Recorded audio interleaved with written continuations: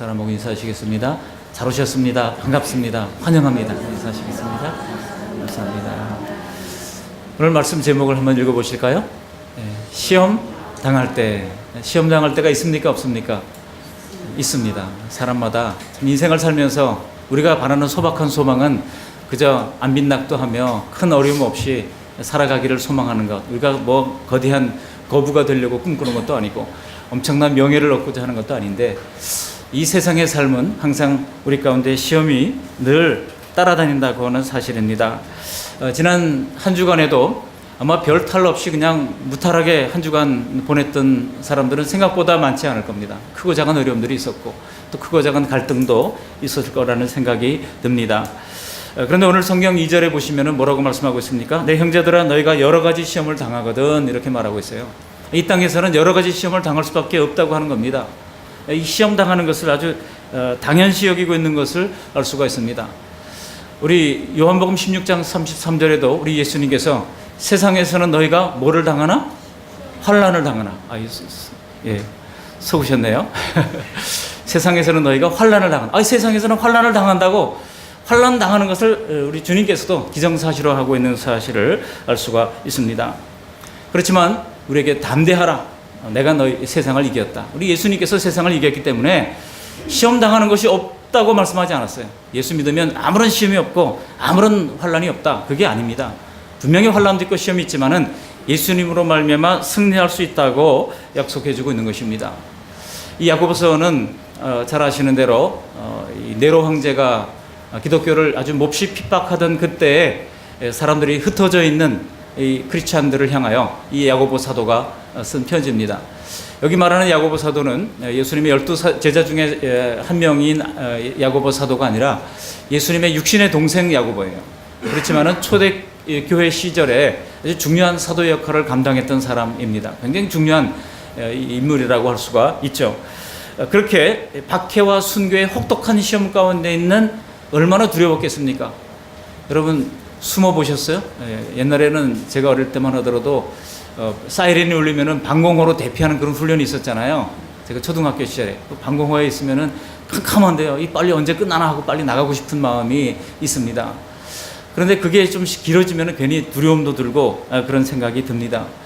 태국의 동굴에 18일 동안 갇혀 있었던 그 소년들이 빛 한 줄기 없는 그곳에서 얼마나 참 두려웠을까, 그런 생각을 하면서 참 그 용기 있는 25살짜리 코치가 대단하다, 그런 생각을 해본 적이 있습니다.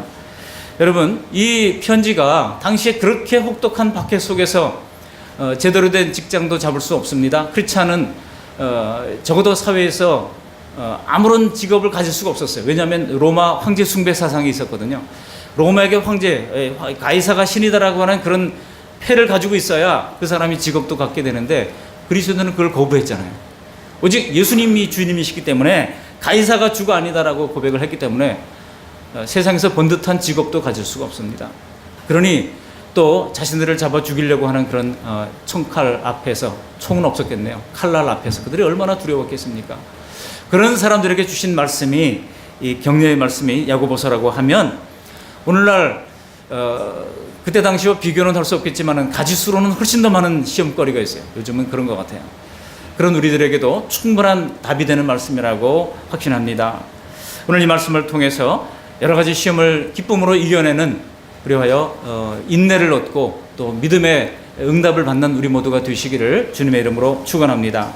오늘 본문 말씀을 통해서 세 가지 대지로 말씀을 나누려고 합니다. 이 시련을 우리가 어떻게 봐야 할 것인가 하는 것이고요. 두 번째로는 그렇다면 이 인내가 왜 필요한지를 말씀하고자 합니다. 그리고 세 번째로는 그 좋은 인내를 우리가 어떻게 하면 얻을 수 있겠는가 말씀을 나누면서 은혜를 나누려고 합니다. 먼저 이 성도들이 현재 당하는 시련을 우리가 어떻게 이해해야 하겠습니까?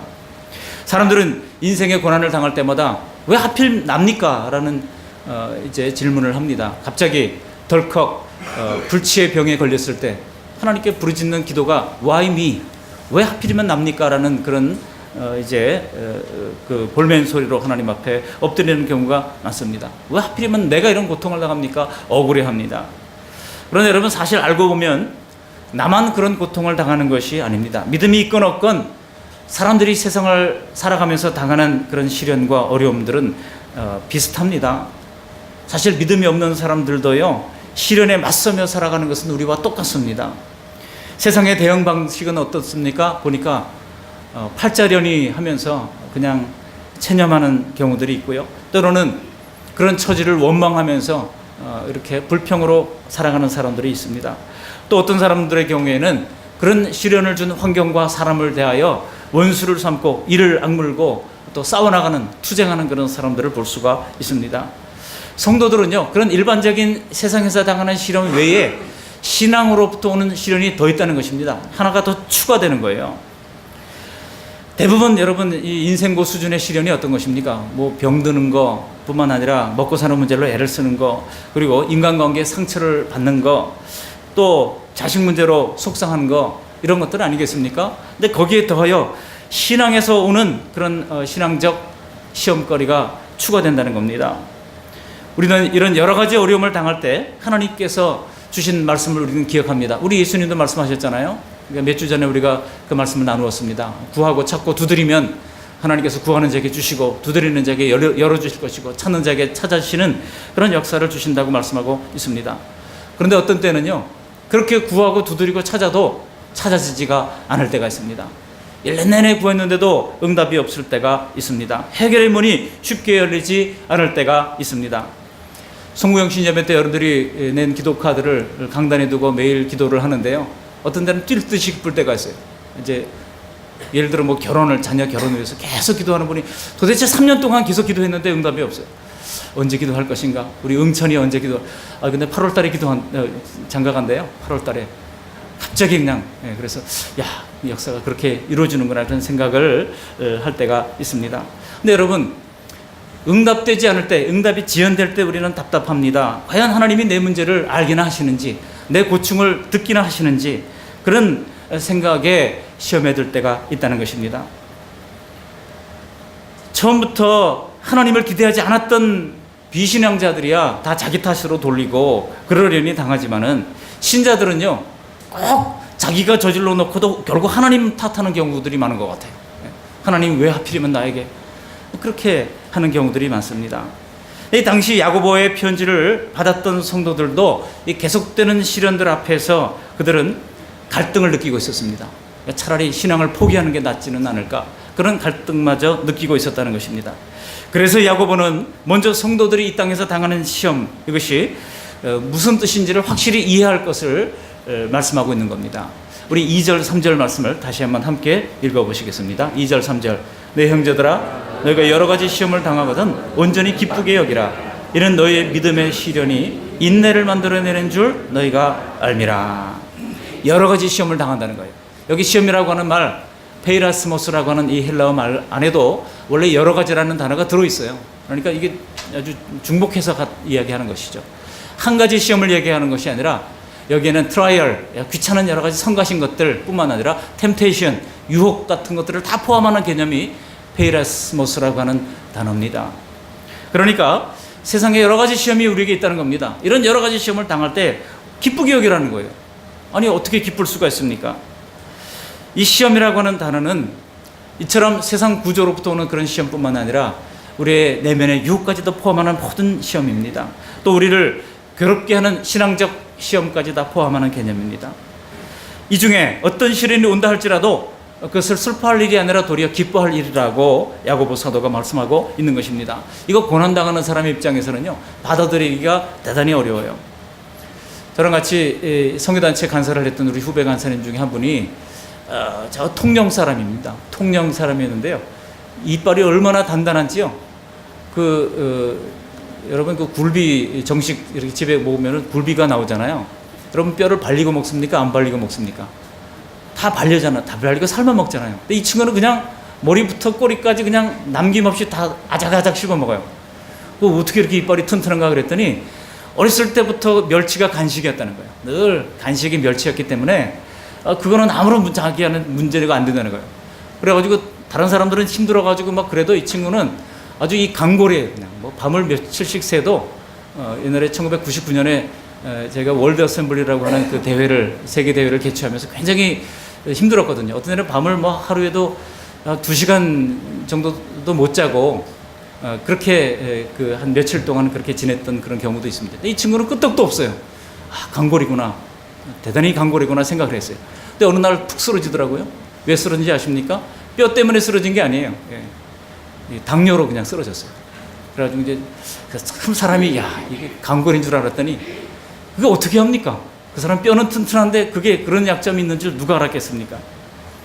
여러분, 힘든 사람들 앞에서 정말 기뻐하라고 하는 것이 얼마나 이게 어려운 일이겠습니까?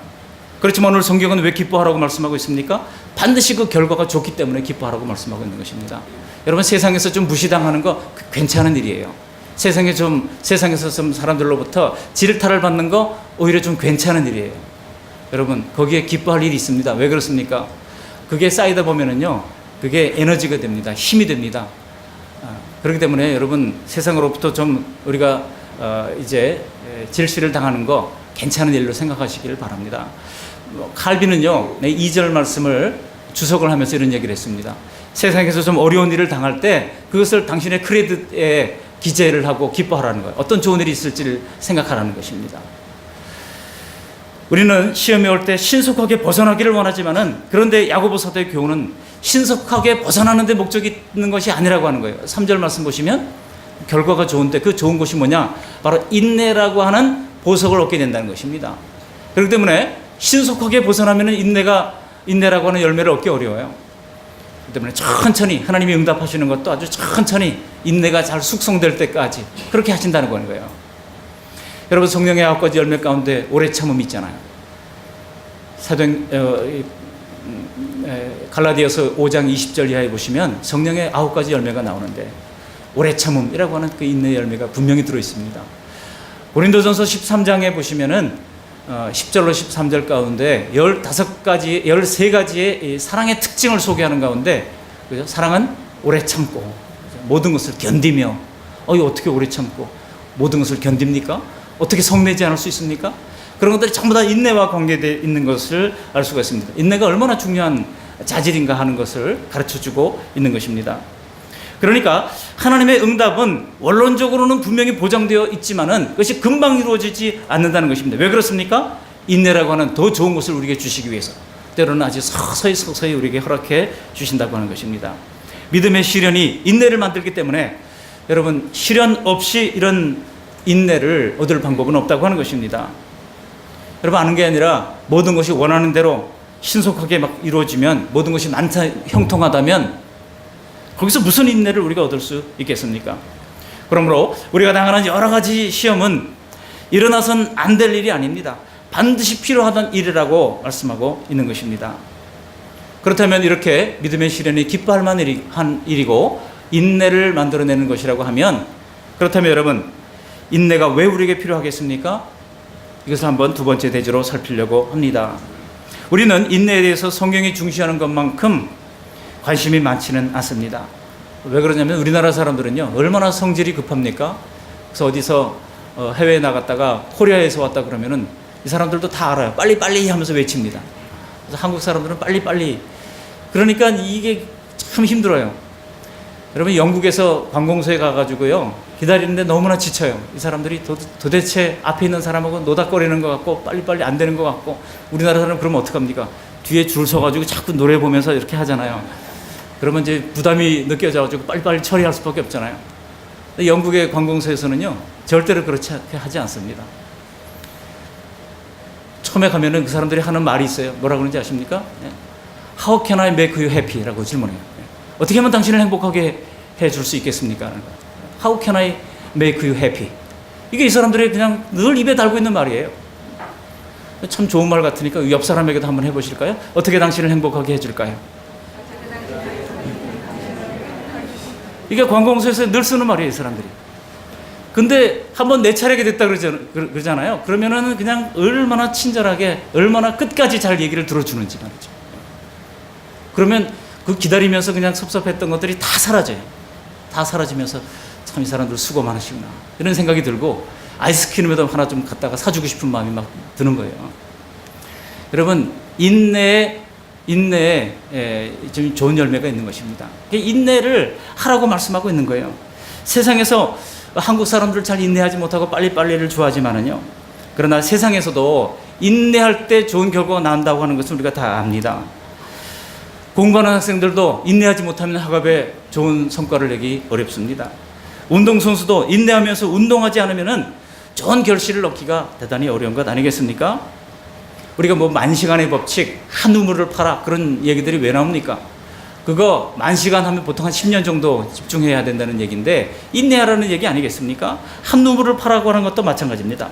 자꾸 이것저것 하려고 그러지 말고 한 10년 그렇게 한 우물을 파다 보면은 뭔가 결실을 얻고 그 분야의 전문가가 된다는 것입니다.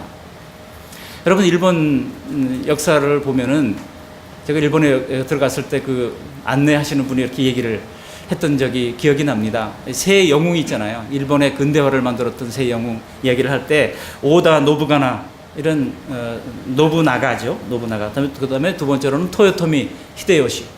그리고 세 번째로는 이 도쿠가와 이에야스이죠. 그런데 이 세 사람의 특징을 비유한 두견새야 울지 말라라고 하는 시에다가 일본 사람들이 비유적으로 이야기를 하는 것이 있는데요. 두견새야 울지 않으면은 내가 죽여버린다. 두견새야 울 때까지 내가 울게 만들어버린다. 세 번째는 두견새야 울 때까지 기다리마라는 거예요. 이게 이 세 사람의 특징을 고스란히 나타낸다고 하는 것입니다. 그래서 일본 사람들은요 성질 급한 오다가 쌀을 찢고 그리고 이제 꽤 많은 도요토미가 떡을 반죽하면은 기다리던 이 도쿠가와가 날름 집어먹었다 그런 얘기를 합니다. 여러분 결국 일본의 새로운 시대를 여는 사람이 누굽니까? 바로 이 도요토미 히데요시가 새로운 시대를 열게 되었다는 것입니다. 무슨 얘기입니까? 인내하는 자가 승리한다는 거예요. 인내하는 자가 이 땅에서 또 값진 것을 차지한다고 하는 것입니다. 그러니까 잘 견디고 인내하는 게 얼마나 인생에서 중요한지 모릅니다. 이 귀한 인내를 우리는 믿음의 시련을 통해서 얻을 것이기 때문에 우리는 도리어 기쁘게 이겨내야 한다는 것입니다. 여러분 인내할 일이 있습니까? 없습니까? 솔직히 있을 거예요. 여러분 성경에도 보니까 마태복음 24장 13절에 말세의 특징을 얘기하면서 그러나 끝까지 견디는 자는 구원을 얻으리라 그랬어요. 옆 사람에게 한번 우리 고백해 보십시다. 끝까지 견디겠습니다. 어려움은 항상 있어요. 그러나 끝까지 견디는 우리 모두가 되시기를 바랍니다. 근데 여러분 우리가 가져야 할 인내에는 이것이 다가 아니라고 하는 것입니다. 그 피눈물 나는 고난을 통해 가지고 겨우 얻는 것이 이생의 어떤 즐거움, 이생의 어떤 이 가치 하나를 얻는 것으로 그치는 것이겠습니까? 여기 인내는요, 인내라고 하는 말 가운데는 원래 기대와 소망이라고 하는 의미가 다 들어있는 것입니다. 휘포메노라고 하는 말인데요, 헬라어로 이 메노라고 하는 말이 이제 뒤에 남다라고 하는 뜻입니다. 뒤에 남고 소망을 가지고 끝까지 견디다 그런 의미를 가지고 있는 말입니다. 휘포라고 하는 것은 무엇을 통하여라고 하는 뜻이죠. 그러니까 끝까지 뒤에 남는 것을 통하여 이게 바로 인내라고 하는 것입니다. 다른 사람들은 빨리 끝내고 뭔가 또 새로운 곳으로 찾아가고 하지만은 그러나 끝까지 우직하게 남는 것 이것이 바로 인내라고 하는 것입니다. 여러분 이런 인내는 세상에서 얻는 것으로 끝이 나는 것이 아닙니다. 믿음의 시련을 통하여 인내에는 영원한 것이 따라온다고 주님께서 약속하고 있는 것입니다. 구원을 위해서는요 바로 이런 인내가 필요한 것입니다. 우리 예수님께서도 누가복음 21장 19절에 너희의 인내로 너희의 영혼을 얻으리라 그랬어요. 우리가 구원 얻는 것은요 그냥 예수 믿는다고 고백하는 데서 그치는 것이 아닙니다. 인내로 꾸준히 예배하는 것, 신앙생활하는 것 열심히 해야 하는 것입니다. 오늘 야고보서는 12절에 내려가서 이렇게 말해요. 시험을 참는 자가 복이 있도다. 이것에 옳다 인정함을 받은 후에 주께서 자기를 사랑하는 자들에게 약속하신 뭐를 주신다고요? 생명의 면류관을 주신다고 약속하고 있는 것입니다. 신앙에서 인내는 본질적으로 믿음과 관련이 됩니다. 당장 응답이 되지 않는 상황 속에서도 인내하며 하나님을 신뢰하는 것이야말로 진정한 믿음을 증명하는 것이 된다고 하는 것입니다. 그래서 옳다 인정함을 받아야 된다는 것. 인내에 있어서 주님으로부터 옳다 인정함을 받는 그때까지 우리는 견딜 수 있기를 바랍니다. 그래서 성도의 인내는 구원을 받기에 충분하다는 것입니다. 우리 4절 말씀 같이 한번 읽어보실까요? 우리 4절 말씀. 인내를 온전히 이루라. 이는 너희로 온전하고 구비하여 조금도 부족함이 없게 하려 함이라. 달리 말하면요, 인내하지 못하면 부족한 것이 많다는 얘기입니다. 우리 인내할 때 정말 우리의 모든 이 성품을 완성하는 것이라고 할 수가 있습니다. 여전히 부족하지만 인내할 때 거기에 아름다운 열매가 나타난다고 하는 것입니다. 여러분 인내를 간단하게 측정하는 방법이 있어요. 뭐냐? 여러분 일주일에 얼마나 내가 발끈했는가 한번 생각해 보십시오. 10번 이상 발끈했다 그러면 그 사람은 많이 좀 회개를 할 필요가 있습니다. 근데 저도 발끈할 때가 있어요. 저도 발끈해가지고 어떤 때는요 식탁을 내리치다가 식탁 유리를 몇 번 깨먹은 적이 있어요. 이제 더 이상 식탁 유리를 하지는 않습니다. 고무판이 좋아요. 고무판이 자칫하면 내리쳐도 안 깨지니까. 여러분 그렇게 한번 발끈하고 나면 얼마나 창피한지 몰라요. 애들한테 창피하고 정말 내가 이게 목사 맞나 이런 창피할 때가 있습니다. 여러분 그거 욱하는 거 발끈하는 거 별거 아닌 것처럼 생각해서는 안 됩니다. 그 안에는요 하나님을 앞서는 성급함이 거기에 들어있는 것입니다. 안 되면 못 참는 그런 그 못된 이 죄성이 거기에 들어있는 것입니다. 사실 그런데 대부분 나를 발끈하게 만드는 사람은요 멀리 있지 않습니다. 저 하와이에 있는 사람이 나를 발끈하게 해본 적이 있어요? 없어요? 없어요. 누가 발끈하게 합니까? 가까이 있는 사람이 발끈하게 할 때가 훨씬 더 많다는 것입니다. 그런데 그 사람은요 여러분 기억하시기 바랍니다. 하나님께서 나에게 인내를 선물로 주시기 위한 최고의 하나님께서 주신 장치라는 사실을 여러분 기억하시기를 바랍니다. 그 사람이야말로 내 인내를 재는 저울입니다. 여러분 모세도 한 번 발끈했다가 약속의 땅을 못 밟았잖아요. 우리가 기도 응답이 더딜 때뿐만 아니라 내 신앙이 부진하다 느낄 때도 어느새 마음속에 하나님 이럴 수가 있습니까? 라고 발끈한 마음이 올라와요. 얼핏 보면 그것이 믿음에 대한 열정같이 생각할 때가 있지만 사실은 위장된 옛사람 아닙니까? 성경의 인내는 구원과 직결됩니다. 인내심을 가지고 꾸준히 교회에 나오고 신앙을 키워가면서 성수 예배하면서 하나님 앞에 엎드릴 때 그것을 주님께서 귀히 여기시고 마침내 구원에 이르게 된다는 것입니다. 여러분 모든 일이 승승장구 풀리기만 하면은 어떻게 자기를 부인하고 예수님 따라가는 성도의 인내가 그곳에서 나올 수가 있겠습니까? 바로 그래서 우리가 평생 끼고 걸어가야 할 것이 바로 이 인내라고 하는 선물이라고 하는 것입니다. 시험과 고난이라고 하는 이런 것입니다. 물론 저도 기도하는 것이 그래요. 하나님 좀 시험 없이 하나님 주신 그 은혜를 날마다 누리게 해달라고 기도합니다만 성경은 뭐라고 말씀하고 있습니까? 고난 없이는 온전한 믿음의 삶을 살 수 없다고 하는 것이 성경의 원리라고 하는 것입니다. 시련이 없으면 절대 우리의 죄성을 다룰 수가 없다는 거 하는 것이 검증된 성경의 이야기입니다. 고난이 없이 죄의 본성대로 살다가 결국 사람은 파멸되고 마는 것입니다. 이것은 이미 우리 하나님께서 벌써 다 해보신 거 아니에요? 우리 하나님께서 이스라엘 사람들을 택하셨습니다. 선민으로 주셨습니다. 그래서 가나안의 기름진 땅을 약속하시고 그것으로 직접 인도해 주셨습니다. 그리고 모든 이 계명을 주셨는데 이걸 지키면 정말 복이 임하고 행복할 것이라고 하는 그런 계명까지 직접 허락해 주셨습니다. 모든 일에 부족함 없게 하셨지만은 그러나 그 결과가 어땠습니까? 그들이 광야 40년 동안 하나님께 끊임없이 원망과 불평을 해댔습니다. 또 하나님이 이들에게 얼마나 많은 선지자들을 보내가지고 가르쳐 주시고 교훈해 주셨습니까?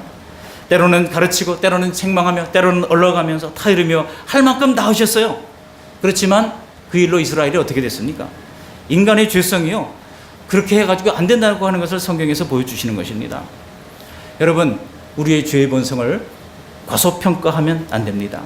죄인의 본성은요 그렇게 그냥 잘해주기만 해서는 결코 우리가 주님 앞에 정신 차리고 돌아오지 못하는 것입니다. 얼마 전에 대전에서요 전과 81범이 석방됐어요. 근데 석방된 지 3시간 만에 주먹 다짐을 해가지고 다시 구속된 사건이 있었습니다. 저는 그 사실을 보면서요 정말 인간의 죄성이 교도소가 교화하러 간 곳인데 교화하기보다는 그 내면에 그냥 그 분노의 에너지를 끌어앉아 있다가 회개하기는 그냥 3시간 만에 터뜨리면서 다시 쇠가랑차는 그런 존재로 전락하고 말았다는 것입니다. 이거는요 우리의 끈질긴 이 죄성이 얼마나 지독한가 하는 것을 잘 보여주는 것이라고 할 수가 있습니다. 그래서 성경은 우리에게 시련을 허락해 주시는 거예요. 네 죄성을 내가 알렸다 하면서 계속 우리에게 시련을 허락해 주시는 것입니다. 만약 그 시련이 없었다면 현재 우리의 은혜도 없었을지 모릅니다. 여러분 과거 위인들에게 한번 물어보십시오. 가장 잊지 못할 풍요의 자리가 어디였던가? 그들의 대답은 분명히 내가 엎드렸던 차가운 바닥이라고 대답할 것이다. 아브라함에게 물어보라. 100세 얻은 아들을 바치라고 했던 그 모리아의 제단을 가리키리라. 요셉에게 물어보라. 차가운 감옥의 바닥을 가리키리라. 다윗에게 물어보라. 나의 씨들은 대부분 인생의 캄캄한 밤에 씌워졌다고 말할 것이다. 그리고 예수님에게 물어봐라. 겟세마네 피땀 흘리던 밤에 왕관을 받았노라고 대답할 것이다. 조지 마티슨이라고 하는 사람이 쓴 시, 성도의 시련이라고 하는 시에 나오는 대목들입니다. 여러분, 만일 우리에게 묻는다면 여러분 어디를 가리키겠습니까? 생각해보면 고난의 자리가 하나님을 만난 은혜의 자리 아니었습니까?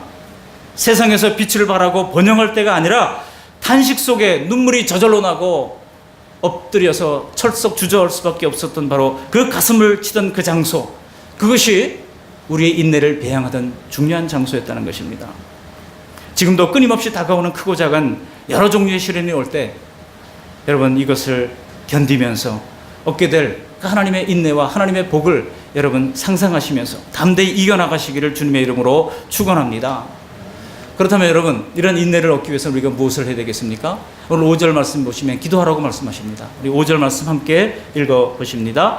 너희 중에 누구든지 지혜가 부족하거든 모든 사람에게 후히 주시고 꾸짖지 아니하시는 하나님께 구하라. 그래야면 주시리라. 우리의 힘만으로 여러분 이런 시련 중에 인내를 한다고 하는 것은 사실 말처럼 쉽지 않습니다. 고난당하는 현실 속에 있는 사람에게 그저 몇 마디 말로 위로해 준다고 위로가 안 됩니다. 그게 간단한 게 아니거든요. 그렇기 때문에 그럴 때 우리가 하나님 앞에 구하라는 거예요. 그럴 때 하나님의 도우심이 필요한 것입니다. 그래서 야고보는 너희 중에 누가 지혜가 부족하거든 모든 사람에게 후히 주시고 꾸짖지 아니하시는 하나님께 구하라고 요청을 하고 있는 것입니다. 그리하면 주시리라 그랬어요. 저는 이 마지막 8글자가 얼마나 은혜가 되는지, 그리하면 주시리라. 왜 안 주냐고 여러분 하나님 앞에 불평하기 앞서서 과연 내가 하나님 앞에 구했는가를 한번 생각해 보시기를 바랍니다. 근데 원문을 보니까요, 이 5절 말씀 앞에 그러나 만일이라고 하는 단어가 들어있어요. 에이데라고 하는 단어가 붙어 있어요. 오늘 문맥을 매끄럽게 하기 위해서 문맥상으로는 그러나 만일 들어가나 안 들어가나 똑같은 것 같지만은 약간 다릅니다. 그러나 만일 너희 중에 누가 지혜가 부족할 때, 그럴 때 하나님께 구하라는 거예요. 우리가 인간의 꾀, 인간의 지혜로 모든 것을 다 할 수 있는 것처럼 생각하지만 그렇지 않습니다. 다 해봤는데 예상치 못했던 곳에서 뻥뻥 터져나가잖아요. 그럴 때 우리가 내 지혜를, 내 꾀를 의지했던 것을 회개하고 주님 앞에 겸손히 엎드려 구할 때 주님께서는 지혜를 주시는 것입니다. 우리 교회 합병과 관련해 가지고요, 대다수 우리 강원노회 목사님들이 좋게 생각하십니다. 다 좋다, 좋은 일이다, 합병의 좋은 모델이 되라 격려하시고 칭찬하시고 그래요. 그런데 이제 일부 몇몇 목사님들이 반대를 합니다. 이 조직교회가 하나가 없어지는데 그게 안 된다는 거예요. 이 조직교회가 없어지면은 무슨 일이 됐냐면요, 총대를 보내는데 총대 대원들이 줄어들어요. 근데 총대 대원들 누가 갑니까? 정치하기 좋아하는 목사님들 가잖아요. 근데 대다수 교회 목사님들은 그 상관없어요. 근데 그분들은 교회 수가 하나 줄어들면 지금 조직교회가 60개 되면 지금 18명을 보낼 수 있습니다. 우리 강원노회는 103개 교회 중에 지금 63개였는데요. 이제 시골교회 자꾸 돌아가시고 하다 보니까 성도들이 줄어들고 하다 보니까 당회가 장로가 있지만은 허위 당회로 이제 판명이 되면 그런 조직교회가 안 됩니다. 그래서 그 허위 당회라고 그래요. 장로님은 있는데 성도들이 장로 한 명당 세례교인 25명이 있어야 되거든요. 그거 안 채워지면은 허위 당회가 되는 거예요. 그래서 이제 그런 당회가 이제 허위 당회로 판명을 2개가 받아가지고 지금 61당회예요. 61당회인데 아니 그 말씀교회도 그렇고 양문교회도 그렇고 지금 두 당회가 지금 다 조직교회인데, 그러면 60당회로 떨어지면 이거 또 시골교회 지금 떨어질 교회가 많다는 거예요. 그러면 총대 못 보낸다고 난리예요 지금. 제가 기도하면서 이게 정말 정치하는 목사님들을 위해서 우리가 일을 해야 되는가, 기도를 하는데 하나님께서 지혜를 주시더라고요. 그래서 아무튼 제가 이 임시노회 끝나자마자 몇몇 목사님들을 만나서 얘기를 하는데, 제가 그날 새벽에 기도했거든요. 하나님 후히 주신다면서요 하고 계속 기도했어요. 그랬더니 막 생각이 막 떠오르게 하는데요. 그래가지고 어떤 분들에게는 이 스티커를 여러 개를 막 붙여놓고, 어떤 분들에게는 빨간 스티커에다가 막 적어놓고, 어떤 분들은 또 노란 스티커를 막 적어놓고 했던 것을 가지고 설명을 제가 진솔하게 했어요. 그랬더니 나중에 아 그러시군요 하고 다 협력해 주시겠다고 약속을 해 주셨어요. 여러분, 우리가 교회 합병을 지금 시도하고 있지만 노회에서 이제 노회장 목사의 이 고태가 땅땅땅 두드려지기 전까지는 아직 결정난 것이 아닙니다. 그때까지 여러분 기도해 주시기 바랍니다. 기도하는 가운데 정말 이 합병이 사사로운 합병이 아니라 정말 이 7년 동안 우리 그 말씀 교회가 변화를 위한 그런 새로운 도전의 계기가 되고, 또 그곳에서 연로하신 어른들이 대부분 많은데, 그 목사님도 고민했을 거 아니에요? 이제 교회는 잘 지어놓고 빚도 갚았지만은 이러다가 3, 4년 지나면 교회가 없어지는 거 아닌가, 그런 두려움과 어려움이 있었다 그러더라고요. 다시 한번 합병을 해가지고 우리 교회는 새로운 이전에 대한 필요를 이렇게 거저 들어가는 건 마찬가지 아닙니까? 채우고 이제는 정말 하나님께서 원하시는 그런 사명을 이루어드리기 위해서 아름다운 합병이 일어나도록 여러분 기도해 주시기를 바랍니다. 근데 하나님이 지혜를 주시더라고요. 제가 드리고 싶은 말씀이 그거예요. 하나님 앞에 간절히 구할 때 절실해야 됩니다. 절실할 때 하나님께서 절실한 은혜 가운데서 우리에게 주시는 지혜가 있더라고요. 여러분, 우리가 무슨 일을 할 때든지 하나님 앞에 엎드려 지혜를 구하시기를 바랍니다. 고난받고 멸시받는 자의 고통을 아시는 하나님, 들어주시는 그 하나님께 구할 때마다 하나님께서 풍성한 지혜를 허락해 주십니다. 그런데 이렇게 구할 때뿐만 아니라 어떻게 구해야 되는지를 이제 6절 이하는 말씀하고 있어요. 그냥 구하는 것뿐만 아니라 6절 이하는 뭐라고 말씀하고 있습니까? 믿음으로 구해야 된대요. 우리 6절 말씀 같이 한번 읽어보십니다. 오직 믿음으로 구하고 조금도 의심하지 말라. 의심하는 자는 마치 바람에 밀려 이동하는 바닷물결 같으니. 여러분, 우리가 구할 때도 믿음으로 구해야 됩니다. 하나님이 주신다, 하나님이 행하신다, 확실히 믿고 구할 필요가 있다고 하는 것입니다. 여러분, 전도서에 보면은요, 우리에게는 곤고한 날 또 형통한 날이 항상 교차된다고 말씀하고 있습니다. 그래서 형통한 날에는 기뻐하고 공고한 날에는 어떻게 하라고요? 공고한 날에는 아니에요. 지금 기도 얘기하니까 기도하라. 일부 예배 때도 다 속아 넘어가던데, 공고한 날에는 생각하라 그랬어요. 어려울 때 왜 이런 어려움이 왔는가 한번 생각해 보면서, 하나님이 혹시 내가 알지 못하던 하나님의 뜻은 무엇인가, 내가 하나님 앞에 회개하지 못한 것은 없는가, 그렇게 내려놓고 생각하는 것이 필요합니다. 근데 중요한 것은 하나님이 이 두 가지를 병행하게 하셨다는 거예요. 형통한 날과 공고한 날을 병행하게 하셨다는 겁니다. 여러분, 그렇기 때문에 혹시 형통한 날이 내게 있을 때 너무 뛸 듯이 기뻐하지 마세요. 혹시 이러다가 또 어려운 일이 있지는 않을까 생각하면서 또 그것을 감사하시면서 그 기간을 보내시길 바랍니다. 또 곤고한 날이 있을 때 거기에 그렇다고 절망할 필요가 없습니다. 후히 주시고 꾸짖지 않으신 하나님께 구하면서 하나님 주신 지혜로 그 모든 것들을 뛰어넘는 우리 모두가 될 수 있기를 바랍니다. 여러분, 우리가 한두 번 사람들에게 돈 빌려달라고 해봤던 사람도 있지 않습니까? 그랬을 때 어떻습니까? 한 번은 빌려줘요. 두 번째 빌려달라 그러면 왠지 눈꼬리가 이상해져요. 세 번째 얘기를 하려고 그러면 이상하게 그 사람 만날 수가 없어요. 왜냐하면 그 사람이 자기를 피해 다니는 겁니다. 사람에게 구하는 것이 이 정도입니다. 사람에게 털어놓고 하소연해봤자 우리가 발견하는 것은 무엇입니까? 그 사람이 내 입장에서 내 걱정 한 번도 해준 적이 없구나 하는 것을 깨닫고 우리의 가슴속에 휑하니 찬바람이 지나가는 것을 우리가 느끼게 되는 것입니다. 그래서 야고보 사도는 뭐라고 말씀하고 있습니까? 모든 시련 중에 함께 하시고 진짜 도우실 마음도 있으시고 진짜 도우실 능력도 있으시고 질리지 않고 우리 요청에 응답해 주시는 그 하나님께 믿음으로 구하라고 힘주어 강조하고 있는 것입니다. 누구나 인생을 절반쯤 살아보면 좋은 일 뒤에는 어김없이 나쁜 일도 온다고 하는 것을 우리가 압니다. 그러나 그럴 때 우리는 소망 중에 인내하면서 어려울 때도 이겨나갈 수 있기를 바랍니다. 형통할 때도 자만하지 말고 겸손하게 그 하나님의 은혜를 감사할 수 있기를 바랍니다. 여러분, 신앙의 승리는요, 어제의 승리가 내일의 승리를 보장해 주는 것 결코 아닙니다. 그래서 성경은 매일매일 주시는 하나님의 은혜가 있는 것입니다. 어제 내가 하나님 나라를 위하여 뭐 엄청난 일을 했다 하더라도 그것이 오늘의 신앙을 담보해 주지는 못한다고 하는 것입니다. 왜 그렇습니까? 우리의 이 죄성이 그만큼 끈질기기 때문입니다.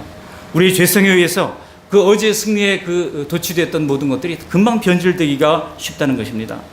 그래서 이제는 멀쩡한 이 믿음의 승리를 했다고 할지라도 내일 승리할 수 없음을 알고 매일매일 주님께서 주시는 그 은혜를 기대하면서 주님 앞에 엎드릴 수 있는 우리 모두가 되시기를 바랍니다. 여러분, 하나님께서는 우리에게 쉬지 말고 기도할 것을 말씀하십니다. 왜 그렇습니까? 그렇게 해야 우리 신앙생활을 간신히 유지할 수 있다는 것입니다. 그렇게 기도로 하나님과 의논하고 또 범사에 하나님의 인도를 받으라고 우리에게 요청하시는 것입니다. 오늘 말씀을 잘 기억하시고 모든 것을 후히 주시고 꾸짖지 않으시는 하나님을 내 편으로 모시고 모든 시간과 모든 순간순간마다 오는 시련을 주님 앞에 맡기는 가운데 마침내 하나님께서 약속하시는 아름다운 인내를 이루어가는 우리 모두가 되시기를 주님의 이름으로 축원합니다. 아멘. 고맙고 감사하신 하나님 아버지, 오늘 귀한 주님의 말씀을 들려주셔서 감사를 드립니다. 누구나 사람 인생을 살다가 어려움을 만납니다. 그럴 때 낙심하지 아니하도록 도와주시옵시고, 하나님 아버지, 그 시련을 통하여 인내를 이루고자 하는 하나님의 선한 섭리인 줄 알고 도리어 기뻐하며 감사함으로 받을 수 있도록 도와주시고, 하나님 내 힘으로 할 수 없사오니 주님 앞에 엎드려 기도하며 나아갈 수 있도록 은혜를 내리워 주시되 믿음으로 구할 수 있도록 도와주셔서 마침내 후히 주시는 하나님의 은혜를 만날 수 있도록 역사해 주시옵소서. 예수님 거룩하신 이름으로 감사하며 기도합니다. 아멘.